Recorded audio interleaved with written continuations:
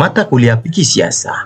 Adapun capaian mata kuliah ini adalah bahwasanya mahasiswa mampu menjelaskan pengantar fikih siasa, definisi fikih siasa, nilai dasar fikih siasa, metode mempelajari fikih siasa dengan bahasa sendiri dan menekankan pentingnya dijadikan landasan dalam ilmu ketatanegaraan Islam.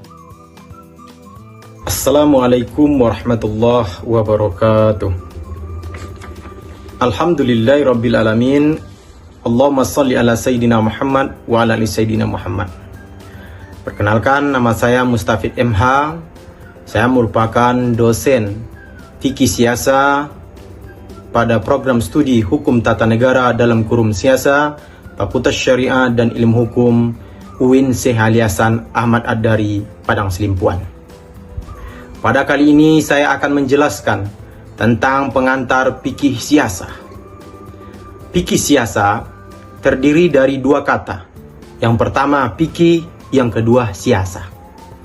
Oleh sebab itu, kita harus memisahkan dua kata ini terlebih dahulu supaya mudah untuk dipahami.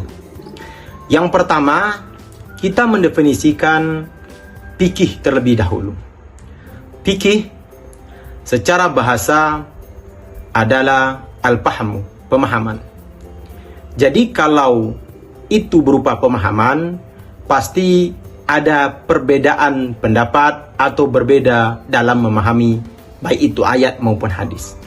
Misalnya saja Al-Quran pada surah Al-Baqarah ayat 228 tentang salasatun quru, yaitu masa iddahnya bagi perempuan yang diceraikan oleh suaminya, cerai hidup.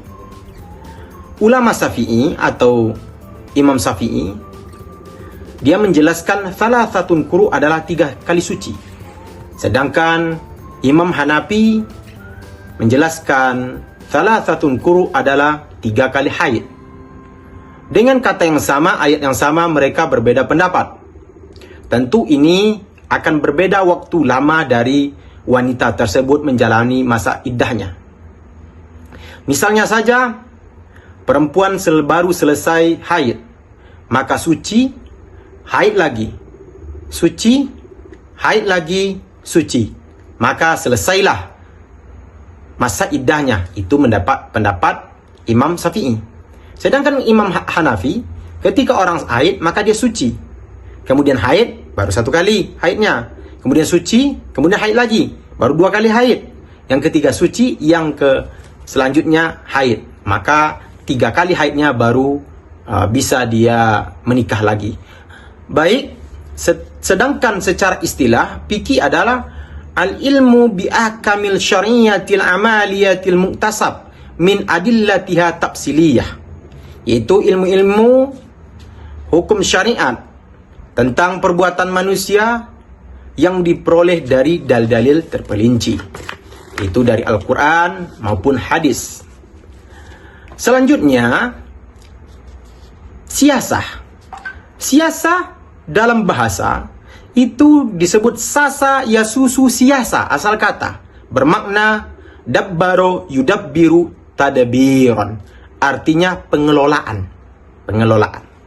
Sedangkan secara istilah, siasa adalah tadbiru masolihil ibadi ala wafaqal syar'i, pengelolaan urusan umat sesuai dengan syarak atau sesuai dengan syariat Islam.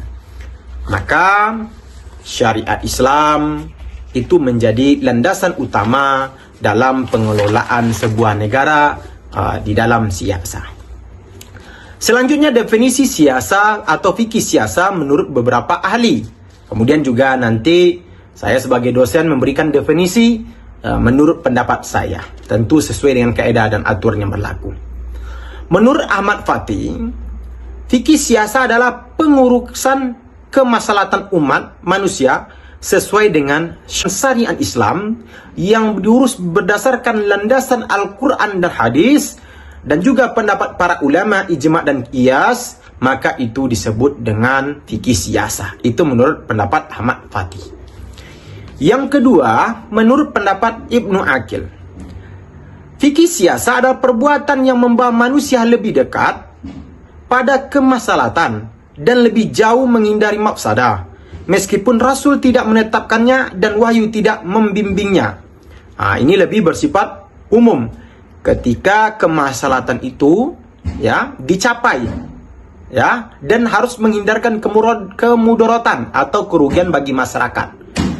Aturan-aturan tersebut baik yang sudah diatur oleh Allah dan hadis maupun tidak diatur, maka disinilah peran ulama menganalisa dan juga memahami apa maksud dan tujuan dari Allah dan juga Rasul, sehingga ada landasan-landasan yang dipakai oleh ulama-ulama nantinya.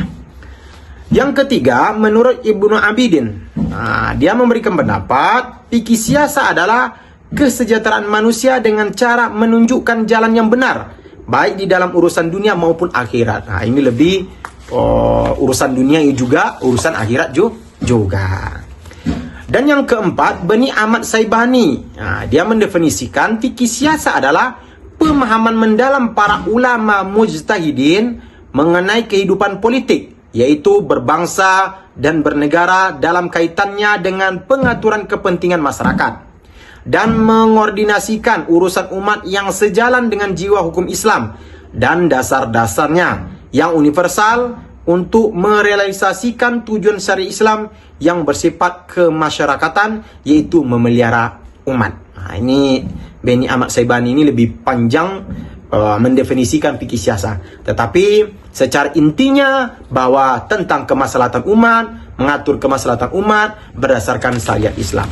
Sedangkan saya sendiri mendefinisikan fikih siasa yaitu mensiasati atau mengatur masyarakat atau umat untuk mendapatkan kesejahteraan hidup dan terhindar dari keburukan berdasarkan syariat Islam. Itulah beberapa pengertian dari fikih siasa. Selanjutnya, tentang nilai-nilai dasar fikih siasa.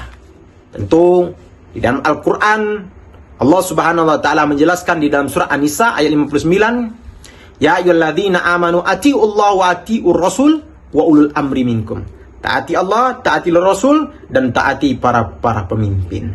Jadi ini ayat Al-Quran yang menjelaskan bahwasanya harus taat kepada pemimpin, dan itu merupakan bagian dari siasa. Yang kedua, hadis Nabi Muhammad sallallahu alaihi wasallam, an Abi Hurairah qala Nabi sallallahu alaihi wasallam, idza kharaja thalathatun fi safar falyu'ammiru ahaduhum.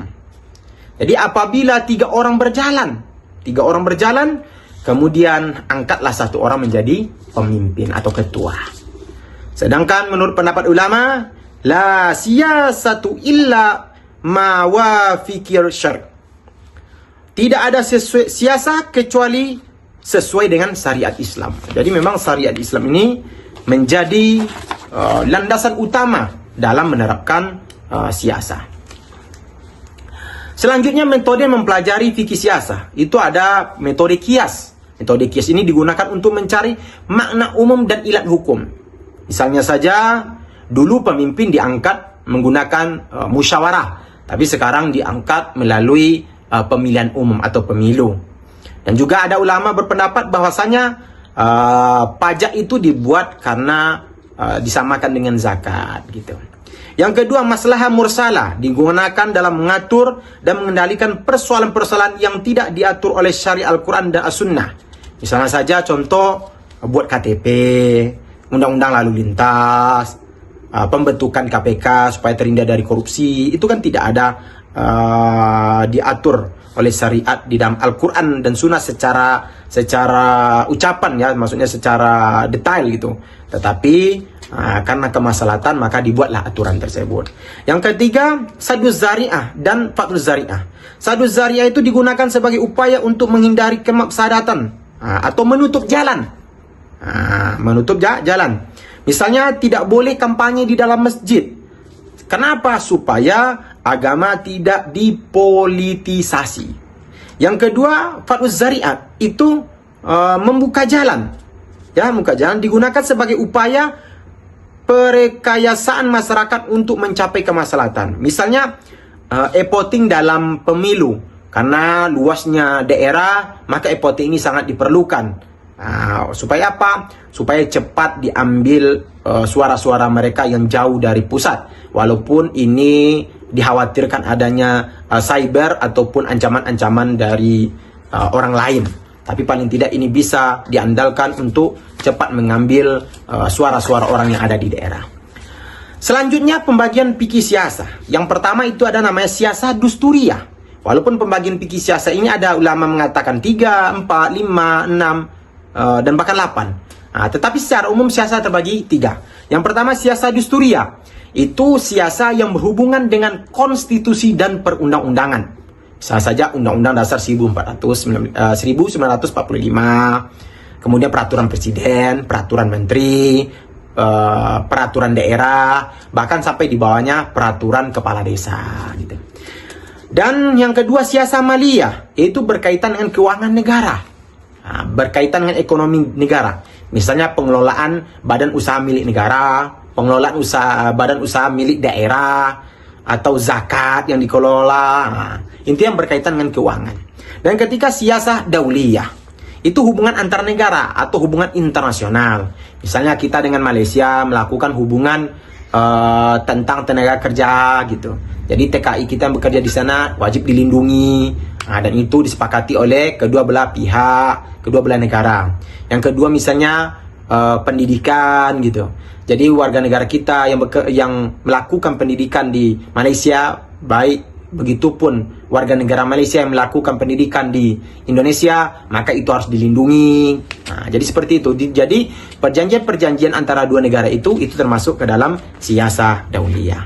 Demikianlah materi tentang pengantar fikih siasah. Mudah-mudahan mahasiswa sekalian dapat memahami dan dapat mengambil pelajaran dari apa yang saya sampaikan tadi, dan mudah-mudahan bertambah keilmuannya. Demikian, kalau ada salah kata saya mohon maaf. Akhirul kalam. Assalamualaikum warahmatullahi wabarakatuh.